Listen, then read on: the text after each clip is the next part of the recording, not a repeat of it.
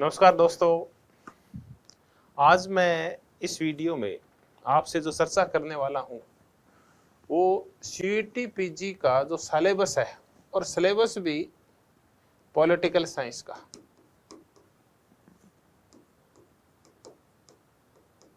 राजनीति विज्ञान के सिलेबस के ऊपर चर्चा करेंगे आज। किसी भी एग्जाम की तैयारी या प्रिपरेशन का जो मेन बेस होता है, नींव होता है, वो होता है उसका सिलेबस। अगर आप पेपर एनालिसिस ढंग से करते हैं और सिलेबस को अगर आप अच्छी तरह से समझ लेते हैं और उसका डिवाइडेशन करना, उसका विश्लेषण करना, संश्लेषण करना सीख जाते हैं तो आपकी आधी तैयारी तो वहीं कंप्लीट हो जाती है। अधिकांश विद्यार्थियों के साथ जो दिक्कत आती है वो ये है कि वो तैयारी जरूर शुरू कर देते हैं लेकिन सिलेबस देखते नहीं है कि सिलेबस में टॉपिक्स कौन से हैं। क्योंकि एनटीए नेशनल टेस्टिंग एजेंसी जो आपका सीईटी पीजी पॉलिटिकल साइंस का एग्जाम लेगी, जिसमें 75 क्वेश्चंस आएंगे, वो आपके इसी सिलेबस में से आने वाले हैं। तो आप जब भी तैयारी शुरू करें तो आप पहले निर्धारित कर लें कि आपके टॉपिक्स कौन से हैं जहां से क्वेश्चंस आते हैं।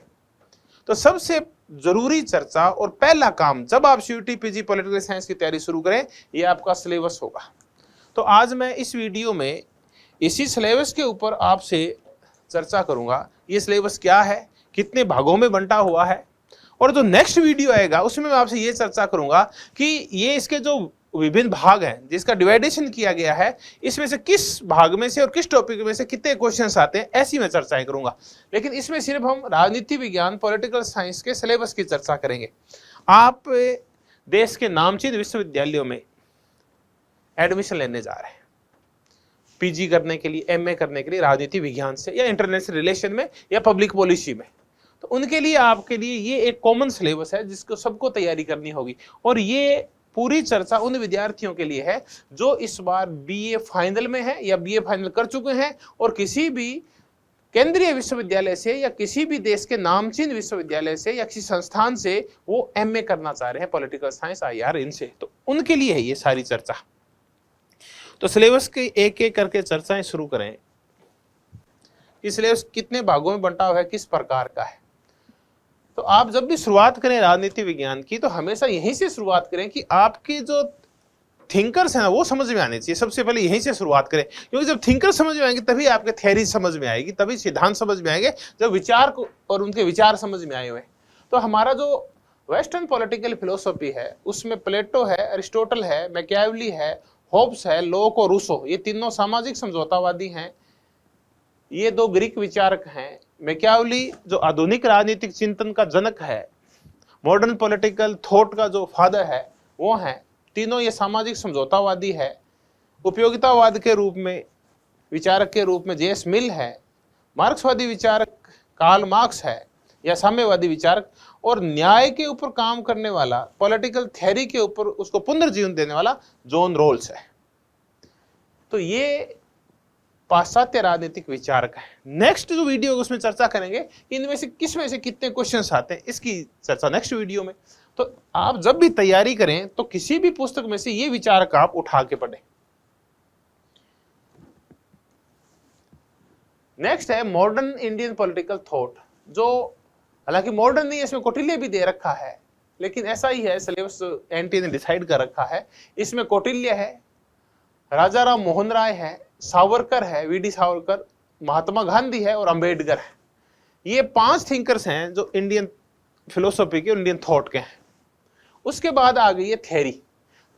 जब आप पढ़ते वक्त थिंकर्स को यानी इस दर्शन को कर लें, उसके बाद थ्योरी पे आ जाएं आप। थ्योरी में लिबर्टी है, स्वतंत्रता है, समानता है, न्याय है, सोवर्निटी, संप्रभुता है, राज्य है। और राज्य और संप्रभुता, राज्य आप पहले पढ़े, संप्रभुता बाद में पढ़े ताकि आसानी से समझ में आ जाए। उसके बाद डेमोक्रेसी है, सिटीजनशिप, नागरिकता है, human rights and contemporary issues हैं, और इसी में अधिकार भी इसी के तहत आ जाएंगे।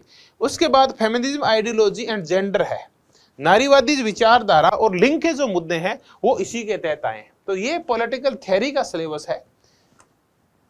यहां से हर एक से लगभग एक क्वेश्चन आपका आएगा, आप देखना। तो इनको आप ढंग से करेंगे और पेपर भी आपका स्टैंडर्ड का आता है। तो ये टॉपिक आप किसी भी एक ऑथेंटिक बुक से करके जाएं तो आपके सिलेक्शन के चांस बढ़ जाएंगे। तो आप शुरुआत में जब भी तैयारी शुरू करें, पहले इस सिलेबस का ढंग से एनालिसिस कर लें, विश्लेषण कर लें इसका। उसके बाद इंटरनेशनल रिलेशंस है, अंतरराष्ट्रीय संबंध। रियलिज्म एंड लिबरलिज्म के रूप में दो अप्रोचेज है इंटरनेशनल पॉलिटिक्स की, यथार्थवाद और उदारवाद की। उसके बाद कोल्ड वॉर की पूरी राजनीति है जो 1945 से लेकर 1990 तक चला था। उसके बाद ऑर्गेनाइजेशंस है, इंटरनेशनल ऑर्गेनाइजेशंस, नेम है नॉन अलाइनमेंट मूवमेंट है आपका, गुटनिरपेक्षता है, सार्क है, यूनाइटेड नेशंस है, आसियान है और यूरोपियन यूनियन है। उसके बाद इंडियन फॉरेन पॉलिसी है, पर्टिकुलर रिलेशन है चाइना, पाकिस्तान और यूएस के साथ। हम तैयारी शुरू कर रहे हैं और हम क्या कॉमन टॉपिक पढ़ते हैं कि भारत के पड़ोसी देशों के साथ संबंध, जबकि यहाँ दो ही पड़ोसी देशों के साथ संबंध है, चाइना और पाकिस्तान के संबंध, और तीसरा संबंध है वो यूएस के साथ है। तो तीन देशों के संबंध आप करके जाएंगे और क्वेश्चंस लगभग इन्हीं में से आते हैं आपके सिलेबस के अकॉर्डिंग। तो आप सिलेबस से बाहर नहीं पढ़ें, आप अगर इसी सिलेबस को देख के तैयारी करेंगे तो आपकी तैयारी और ज्यादा अच्छी होगी। नेक्स्ट जो सिलेबस है, अब तक हम देखा कि आपके सिलेबस में पॉलिटिकल फिलोसॉफी है, इंडियन और वेस्टर्न, पॉलिटिकल थ्योरी है और इंटरनेशनल रिलेशंस है। तीन तो ये सेगमेंट हो गए। अब हम चौथा सेगमेंट कर रहे हैं, ये सबसे ज्यादा टॉपिक वाला और सबसे बड़ा सेगमेंट यही है और इससे खूब सारे क्वेश्चंस आते हैं। ये है Indian government and politics, IGP. इस आईजीपी में आप देखेंगे कम से कम 18 टॉपिक्स हैं। Making of the constituent assembly है, संविधान सभा का निर्माण कैसे हुआ, हमारे संविधान की प्रियम्बल उद्देशिका या प्रस्तावना है, संविधान में किए गए महत्वपूर्ण प्रावधान है कि संविधान में क्या क्या प्रावधान है, कितने अनुच्छेद है, अनुसूचियां वगैरह हैं। उसके बाद फंडामेंटल राइट्स हैं, directive principles of state policy, राज्य नीति के निर्देशक तत्व हैं, फंडामेंटल ड्यूटीज है, प्रेसिडेंट है, अब यूनियन गवर्नमेंट आ गई है, प्रेसिडेंट है, प्राइम मिनिस्टर है और मिनिस्टर्स काउंसिल भी इसी के तहत आ जाएगी। उसके बाद पार्लियामेंट है। उसके बाद संविधान में जो अमेंडमेंट्स किए गए हैं अब तक 106 जो संशोधन हुए हैं उनके बारे में है। तो 10 टॉपिक तो ये हैं इंडियन गवर्नमेंट एंड पॉलिटिक्स के, लेकिन यही टॉपिक्स पूरे नहीं होते, 8 टॉपिक्स और हैं। भारतीय संघवाद है, उसके बाद स्टेट गवर्नमेंट है, गवर्नर है, राज्य की सरकार शब्द लिखा हो इसमें आपके, बाकी विधायिकाएं और वो आ जाएगी, स्टेट लेजिस्लेचर है, पॉलिटिकल पार्टीज है, नेशनल है, रीजनल। ये बहुत ही मजेदार टॉपिक है एक, इसमें आपको राष्ट्रीय, क्षेत्रीय और स्थानीय पार्टियां हैं उनका अध्ययन करना होता है। उसके बाद इलेक्शंस है, इसमें इलेक्शन कमीशन है, इलेक्शन रिफॉर्म्स है, चुनाव सुधार और चुनाव आयोग है और चुनाव सुधार के लिए बनी हुई कमेटीज है। उसके बाद न्यायपालिका है, न्यायपालिका लिख तो दी है, इसका मतलब एक सुप्रीम कोर्ट है और एक हाई कोर्ट है, ये दो में से आ जाएंगे। हमें जिला न्यायालय तक या म्युनिसिपल कोर्ट तक जाने की आवश्यकता नहीं है, यहीं से क्वेश्चंस आ जाएंगे।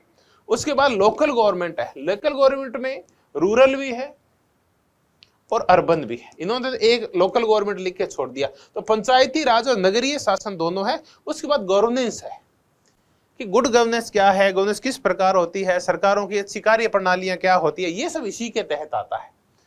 तो ये सबसे बड़ा पार्ट है और इसका अध्ययन लगभग हम कक्षा 6 से शुरू कर देते हैं। फंडामेंटल राइट्स पढ़ना शुरू कर देते हैं, फंडामेंटल ड्यूटीज पढ़ना शुरू कर देते हैं।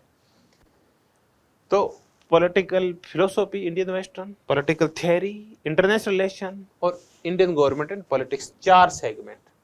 अब हम आते हैं 5वें सेगमेंट पे और वो है कंपैरेटिव गवर्नमेंट एंड पॉलिटिक्स, तुलनात्मक सरकारें व तुलनात्मक राजनीति। ये सबसे छोटा सा टॉपिक है, ये जो सिलेबस है इसका। इसमें पॉलिटिकल कल्चर है, पॉलिटिकल पार्टीज है, पार्टीज की थ्योरीज क्या होती है, पार्टी कितने प्रकार की होती है, विभिन्न देशों में कौन सी पार्टी सिस्टम है, दलीय प्रणालियां हैं, यहां से क्वेश्चंस आते हैं।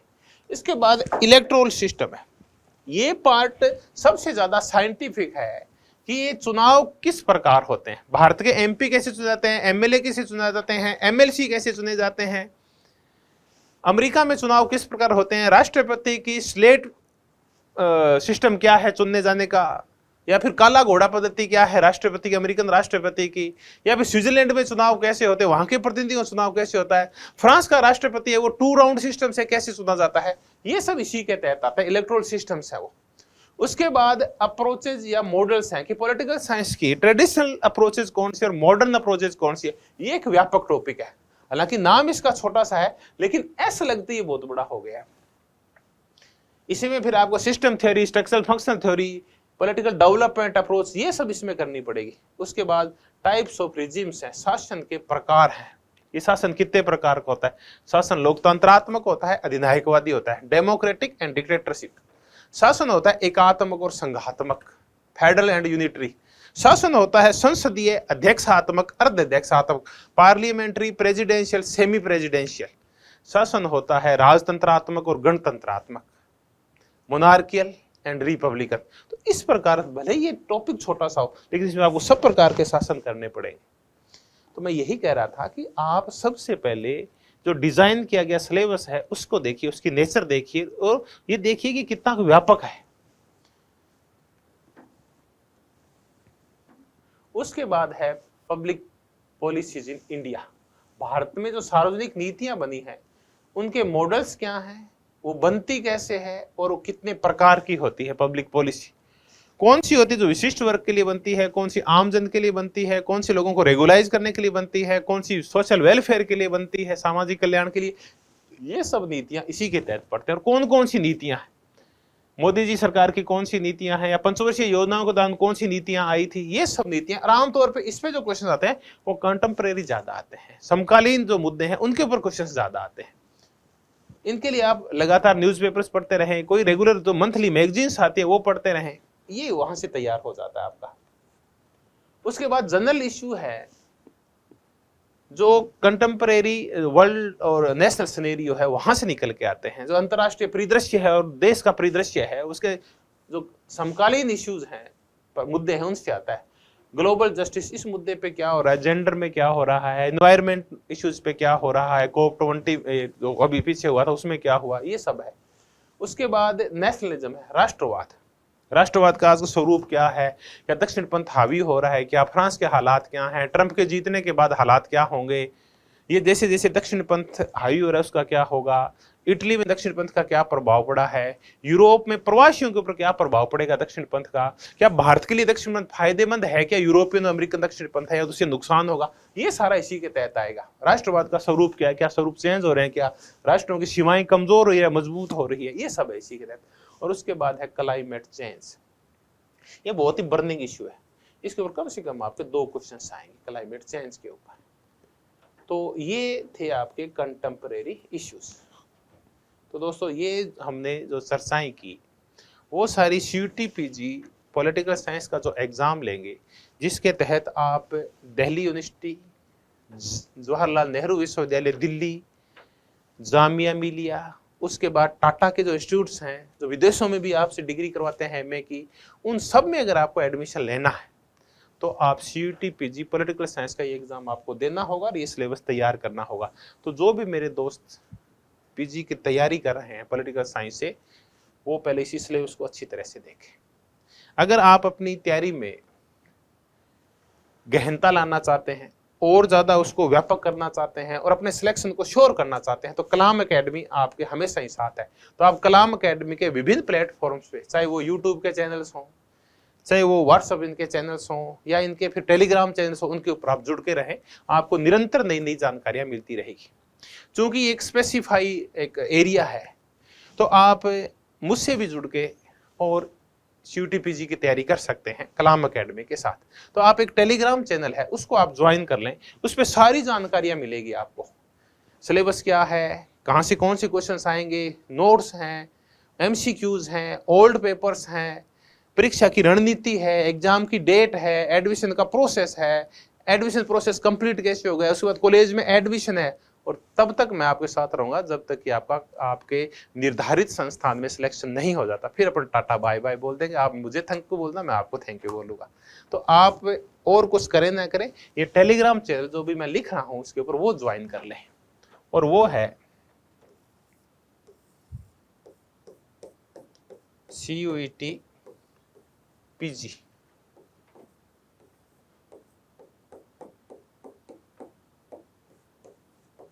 Political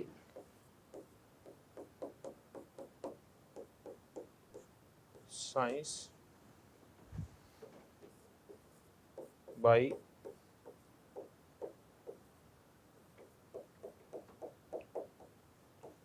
doctor Beniwal. In future इनके लिंक भी शेयर कर दूंगा, तो आप अपने साथियों के साथ ये टेलीग्राम चैनल जरूर शेयर कर दें। इस पे आपको CUT PG पॉलिटिकल साइंस के बारे में समस्त जानकारियां मिलेगी। और अगले ही 2-3 दिन में हम इसके ऊपर MCQ डालना, ओल्ड पेपर्स डालना और मैटर डालना शुरू कर देंगे। तो बहुत जल्दी ये चैनल आपके लिए बहुत ज्यादा प्रासंगिक होने वाला है, CUT PG political science by doctor Beniwal. धन्यवाद साथियों। अगले वीडियो में मैं आपसे जो चर्चा करूंगा वो करूंगा कि CUT PG का जो सिलेबस है, उस सिलेबस में से किस पोर्शन में से, किस पार्ट में से, किस सेगमेंट में से, किस भाग में से कितने क्वेश्चंस आते हैं, मैं इस पे चर्चा करूंगा। तब तक आप मुझसे जुड़ने के लिए CUT PG political science by doctor Beniwal ये टेलीग्राम चैनल आप ज्वाइन कीजिए। धन्यवाद दोस्तों, बहुत बहुत धन्यवाद।